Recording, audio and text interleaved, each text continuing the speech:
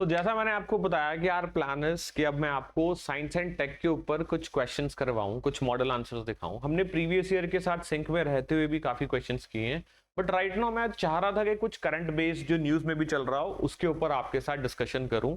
And वैसे ही एक topic मैं आपके लिए लेकर आया हूं which is data protection. Science and technology का टॉपिक डेटा प्रोटेक्शन के बारे में बात कर रहे हैं। क्लाउड कंप्यूटिंग कवर होता है इसमें। इसमें बहुत सारी ऐसी चीजें कवर होंगी जो आप अखबारों में पढ़ते हैं और आपको समझ नहीं आती है। तो एक क्वेश्चन करेंगे डिस्कस, क्योंकि आंसर राइटिंग की क्लास है एंड आंसर राइटिंग की क्लास में मैं आपको हमेशा एक ही चीज के ऊपर फोकस करता हूँ, एम्फोसाइज करवाता हूँ कि भाई इंट्रोडक्शन, बॉडी, कंक्लूजन तो सारी दुनिया जानती है, लेकिन सारी दुनिया क्या नहीं जानती कि इसको लिखने से पहले आपके दिमाग में एक ब्लूप्रिंट बन जाना चाहिए। ब्लूप्रिंट एज इन कि अगर क्वेश्चन पूछा गया है तो इसमें मैं क्या क्या चीजें लिख सकता हूं कि ये बहुत बेहतर बन जाए क्वेश्चन।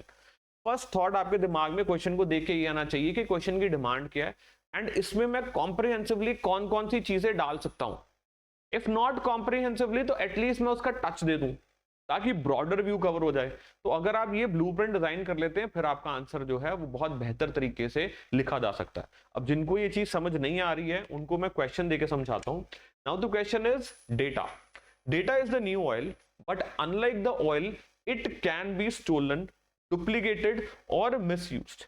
अब क्या बोला जा रहा है, डेटा जो है वो नया ऑयल है, हम सभी को पता है, ठीक बात है, लेकिन unlike the oil, unlike the oil ये क्या हो सकता है, ये मिसयूज भी हो सकता है, इसको चोरी भी किया जा सकता है, इसको डुप्लीकेट भी किया जा सकता है। Now examine the need. अच्छा फिर अगर है ये प्रॉब्लम तो फिर क्या करें, एग्जामिन द नीड, के नीड को एग्जामिन करो कि क्या नीड है भी इस चीज की, और अगर है तो किस चीज की नीड है। A strong data protection law, तो this is your keyword, strong data protection law in India in light of emerging digital technologies.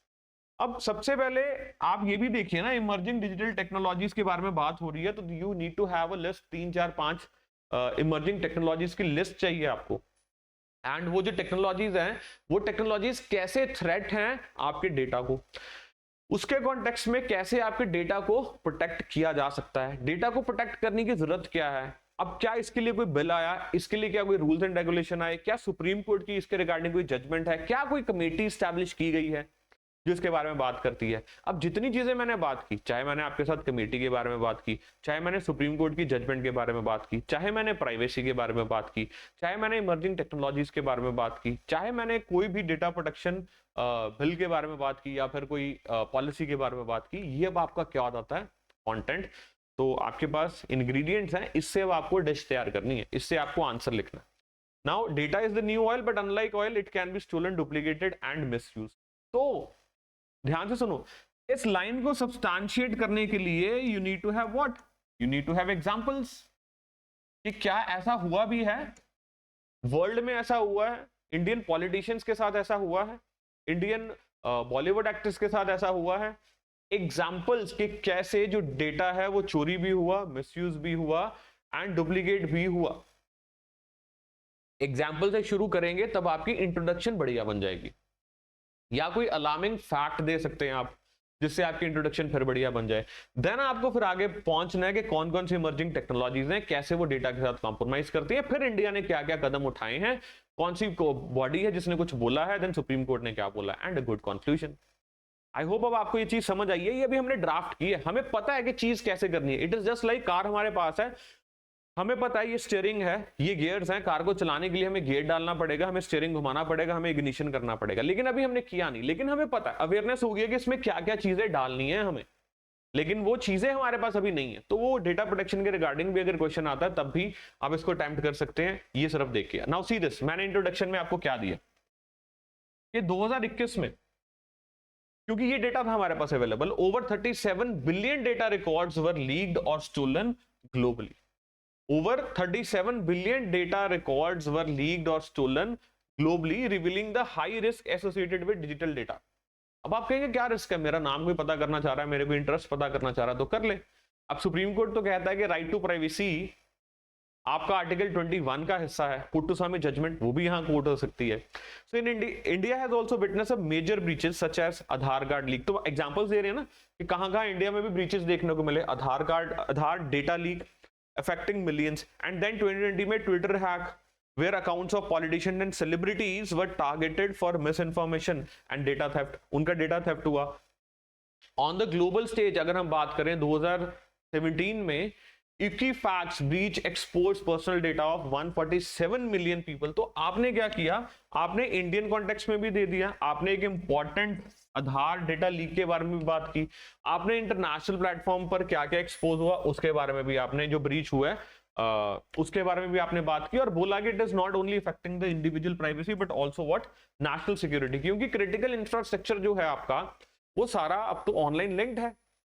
अब क्रिटिकल इंफ्रास्ट्रक्चर को कोई प्लान कर ले हाईजैक करने का तो फिर it becomes problem. So data protection becomes very much essential. So India's existing legal framework, primarily the Information Technology Act 2000.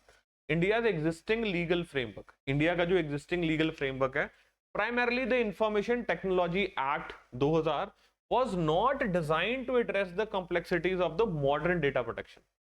क्या बोल रहा हूं मैं आपको, इंडिया का जो existing legal framework है, अब हम उसके challenges की बात कर रहे हैं ना. Primarily the IT Act 2000, it wasn't designed to address the complexity of the modern data protection. क्योंकि देखो बहुत पहले है, उसके बाद तो दुनिया कितनी इवॉल्व हो गई है. इस चीज को रिकॉग्नाइज करते हुए फिर देखो मैं कमेटी पे कैसे सिंक करके लेके जा रहा हूं. Justice BN Sri Krishna committee was formed in 2017 and recommended a comprehensive data protection law. तो उन्होंने क्या बोला, justice BN Sri Krishna committee ने, कि आप क्या फॉर्म कीजिए, अब डेटा प्रोटेक्शन लॉ को लेकर आइए एग्जिस्टेंस में. क्यों जरूरत महसूस है, क्योंकि ऑलरेडी IT एक्ट जो था वो कॉम्प्रिहेंसिव या उस चीज को डील नहीं कर रहा था. किस चीज को डील नहीं कर रहा था, डेटा थेफ्ट को. किस चीज को डील नहीं कर रहा था, डेटा डुप्लीकेशन को. किस चीज को डील नहीं कर रहा था, डेटा मिसयूज को. एंड डेटा क्या है, न्यू ऑयल है, ये भी बात ठीक है. कहां कहां वर्ल्ड में हुआ उसके भी एग्जांपल्स दे दिए. इंडिया के लॉ में क्या प्रॉब्लम है वो भी बात बता दी. Justice BN Sri Krishna committee ने क्या बोला वो भी बात कर दी. अब सब्सिक्वेंटली क्या होता है, फिर personal data protection bill evolve होता है into the Digital Personal Protection Act 2023, which lays down principles of consent, data minimization, purpose limitation and users right. Is that clear? So act also establishes the data protection board to address the grievances and enforce compliance. So आपने basically उसके बारे में आगे cover कर रहे हैं data protection act के बारे में. अब सुप्रीम कोर्ट की बात यहां मेंशन कर दी है कि पुट्टुसामी जजमेंट में क्या बोला, राइट टू प्राइवेसी क्या है, फंडामेंटल राइट है, आर्टिकल 21 का हिस्सा है. So this ruling mandates a robust data protection act law to safeguard individuals personal. तो सिंक में जा रहा है सारा कुछ. I hope there is no confusion. हमने एग्जांपल में पहले एक फैक्ट लिख दिया, फिर बता दिए ब्रीचेस कहां कहां हुए, कैसे कैसे ब्रीचेस हुए, फिर इंडिया के लॉ में क्या प्रॉब्लम है उसके बारे में मेंशन किया, फिर जस्टिस BN कृष्ण वाली बात हमने वहां पर मेंशन की है. उसके बाद हमने क्या मेंशन किया है कि कौन सा एक्ट आया. अब जब एक्ट आया उसके बाद सुप्रीम कोर्ट ने क्या बोला, ठीक है, सुप्रीम कोर्ट ने उसको इंटीग्रल बनाया एंड देयरफॉर हमें क्या जरूरत पड़ी है, इस एक्ट की जरूरत पड़ी है. नाउ इमर्जिंग टेक्नोलॉजीज क्या हैं जो आप इवन इनको आप पहले लिख सकते थे जहां आप ऐड करना चाह रहे थे इन इमर्जिंग टेक्नोलॉजीज को, but I wanted you to get notes from here ताकि आप को एक जगह पर नोट सारे मिल जाए. अब इमर्जिंग टेक्नोलॉजीज क्या है, आर्टिफिशियल इंटेलिजेंस है, इंटरनेट ऑफ थिंग्स है, ये भी इमर्जिंग टेक्नोलॉजी है. जैसे आपकी स्मार्ट वॉच है, स्मार्ट वॉच में आप क्या देख रहे हैं, आपकी वो हार्ट बीट देख रही है, आप कितने स्टेप्स ले रहे हैं वो देख रही है ना, and it is connecting to your phone. Phone आपका मीडिएटर बन के क्या करता है, आगे डेटा पहुंचाता है. तो स्मार्ट वॉच क्या होगी, आपकी internet of things. Artificial intelligence, personal data sets, जैसे अब आप चैट जीपीटी से बातें करते हैं, कितनी पर्सनल इंफॉर्मेशन देते हैं उसको सारी, वो that is all your data only. So big data analytics, processing massive amount of personal and behavioural data. कभी आप अपने फ्रेंड के साथ बात कर रहे होंगे फर्नीचर के बारे में, फर्नीचर की एड्स आनी शुरू हो जाती हैं. कभी आप सर्च करेंगे गूगल के ऊपर के why I am feeling anxious, I am not feeling good, तो आपको एंग्जाइटी रिलेटेड सेशंस की स्पॉन्सर्ड एड्स आनी शुरू हो जाएंगी. ये सारा क्या है, बिग डेटा एनालिटिक्स ही है. क्लाउड कंप्यूटिंग, 5G नेटवर्क्स, ये इमर्जिंग टेक्नोलॉजीज मैंने आपको बताई. Biometric technologies. Then cross border data flows pose a challenge as the Indian data stored abroad can be subject to foreign laws and the misuse. Okay, तो मैंने क्या cover किया इसमें, सारा कुछ कॉम्प्रिहेंसिवली कवर किया. कंक्लूजन में over 850 million internet users and rapid digital transformation, India urgently requires a strong enforceable data protection law. India को क्या है, इस चीज की जरूरत है. So such a law will safeguard India citizens privacy, enhance trust in digital technologies, and the conclusion is fine. Okay, so I hope it is pretty much clear to you. कि कैसे आपको आंसर को attempt करना है। सबसे पहले blueprint design क्या करोगे, इस ब्लूप्रिंट में क्या आना चाहिए। जैसा मैंने आपको बताया कि ब्लूप्रिंट में आपको क्या चाहिए था, एक डेटा के बाद ऐसे एग्जांपल्स जहां जहां प्रॉब्लम हुई है, फिर उसके बाद इंडिया के भी एग्जांपल, देन इंडिया का एग्जिस्टिंग लॉ, सॉरी इंडिया को क्या प्रॉब्लम आ रही थी लॉ के रिगार्डिंग, तो जो already existing legal safeguard mechanism था वो अप्रोप्रिएट नहीं था, फिर कमेटी ने रिकमेंड किया, फिर उसके बाद लॉ आ गया, फिर सुप्रीम कोर्ट की जजमेंट भी बीच में हमने डाल दी, फिर ये सारी चीजों के बीच में आप मेंशन कर सकते थे इमर्जिंग टेक्नोलॉजीज जैसे कि आर्टिफिशियल इंटेलिजेंस, जैसे कि इंटरनेट ऑफ थिंग्स, जैसे कि 5G, ये सारे को बीच में it becomes important for the country to make laws with respect to data protection. यहीं पर आप कुट्टूस्वामी जजमेंट का भी जिक्र कर सकते थे, तो आप इसको कॉम्प्रिहेंसिवली कवर कर सकते थे, कंसाइज कर सकते थे और ज्यादा। And then the conclusion. I hope you like this video और आपको हेल्प हो रही है आंसर राइटिंग में। Remember, question question question, then उसके बाद 3 बार क्वेश्चन पढ़ा, देन उसके कीवर्ड आइडेंटिफाई किए, एंड देन ब्लूप्रिंट बनाया आपने। ठीक है guys, thank you very much.